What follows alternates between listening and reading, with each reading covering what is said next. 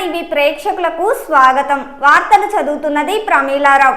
Exit polls నేపథ్యంలో గ్రామాల్లో అల్లర్లకు పాల్పడితే కఠిన చర్యలు తప్పవని మార్కాపురం నియోజకవర్గ రిటర్నింగ్ అధికారి sub collector Rahul Meena DSP Balasundar Rao హెచ్చరించారు.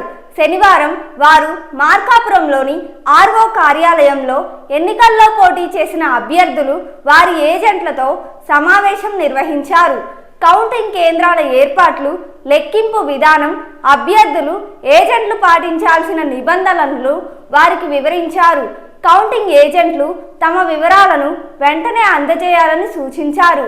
లెక్కింపు కేంద్రంలోకి సెల్ ఫోన్లు, ఎలక్ట్రానిక్ గ్యాడ్జెట్లకు అనుమతి లేదని తెలిపారు.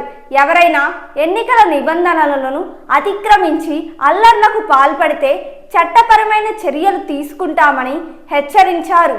కార్యక్రమంలో కాంగ్రెస్ పార్టీ ఎమ్మెల్యే అభ్యర్థి జావేద్ అన్వర్, తెదేపా నాయకులు తాళ్లపల్లి వెంకట సత్యనారాయణ, సిపిఎం నాయకులు బాలనాగయ్య, డికేఎం రఫీ, సోమయ్య తదితరులు పాల్గొన్నారు.